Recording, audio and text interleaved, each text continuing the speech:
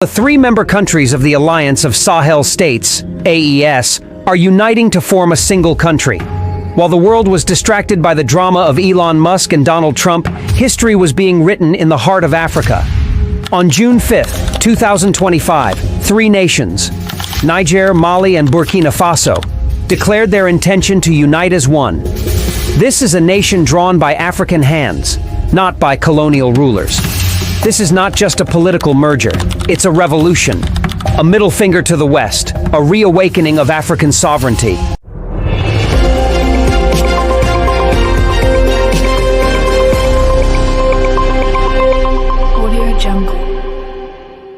In the vast sweep of the Sahel, between the golden dunes of the Sahara and the green savannas that lead south, three nations are rewriting history.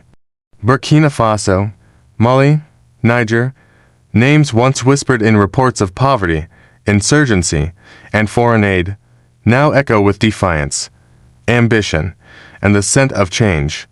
It began as a murmur of revolt, soldiers stepping into palaces once guarded by presidential guards. But beneath the headlines of coups and protests was something deeper. A question every African generation has asked: who really decides our future? In 2025, that question became an answer, written not in diplomacy, but in dust, steel, and courage. Between 2021 and 2023, a domino effect shook West Africa. Mali's military took power first, expelling French forces. Burkina Faso followed. The Niger, a key Western ally, fell into the same storm. To outsiders, it looked like instability, but to millions across the Sahel, it was an awakening. In January 2024, the three nations announced something unprecedented: the Alliance of Sahel States, the AES, a political, security, and economic pact aimed at mutual defense and independence. Their first act, a joint declaration: our nations will never again be instruments of foreign control. ECOWAS threatened sanctions. Western diplomats called for a return to democracy, but on the streets of Ouagadougou, Bamako, and Niamey, crowds danced beneath national flags. They had seen decades of promises, yet hunger, unemployment, and insecurity had grown. Now, they wanted a clean slate. In February 2024, the alliance announced its withdrawal from ECOWAS.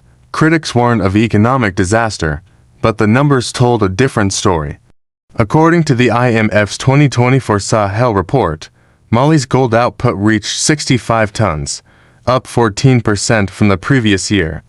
Burkina Faso became one of Africa's top 5 gold producers. Niger, rich in uranium and newly discovered lithium reserves, saw foreign investment from China rise 40% despite Western sanctions.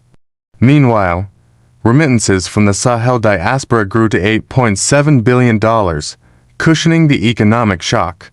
The AES signed new trade and infrastructure agreements with Russia, China, Turkey, and neighboring Algeria. For the first time, regional leaders openly discussed a Sahelian common currency, one that would replace the CFA franc, a relic of French colonial control.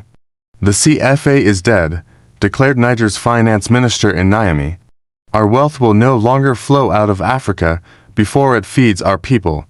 By mid-2025, the African Development Bank had begun feasibility studies for a trans-Sahel rail corridor linking Bamako to Niamey and Ouagadougou, an economic lifeline that could carry goods from the Atlantic to the Mediterranean. Each contract was written in English, Arabic, or local languages, but not French. At first glance, life in the Sahel still bears the scars of conflict, but look closer. Something is stirring. Across Mali's Kalakoro region, local cooperatives are reviving cotton farms abandoned years ago. Supported by the UN Food and Agriculture Organization, production has increased 25% since 2022.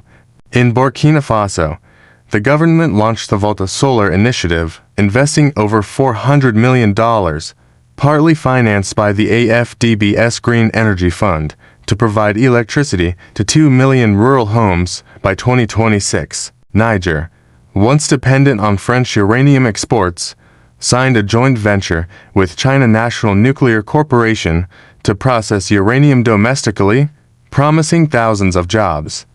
These are not isolated projects, they are pieces of a pattern.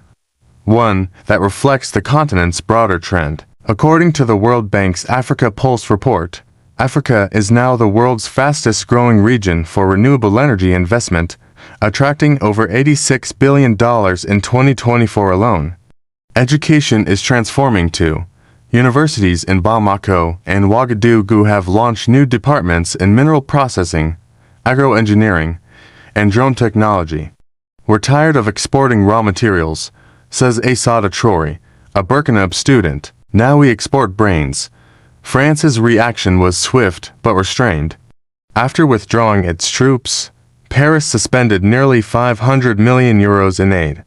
But by late 2024, French energy companies began quietly negotiating to retain access to Sahelian resources through joint ventures with Algeria and Morocco. The European Union announced a new Sahel engagement framework in 2025, pledging support for infrastructure and security cooperation, an acknowledgement that the region's isolation had ended.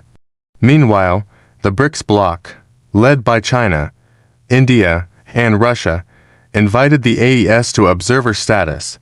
African analysts called it a quiet geopolitical revolution. The African Union's 2025 Economic Outlook reported that intra-African trade across the AES border zones had grown by 30% year-on-year, defying predictions of collapse.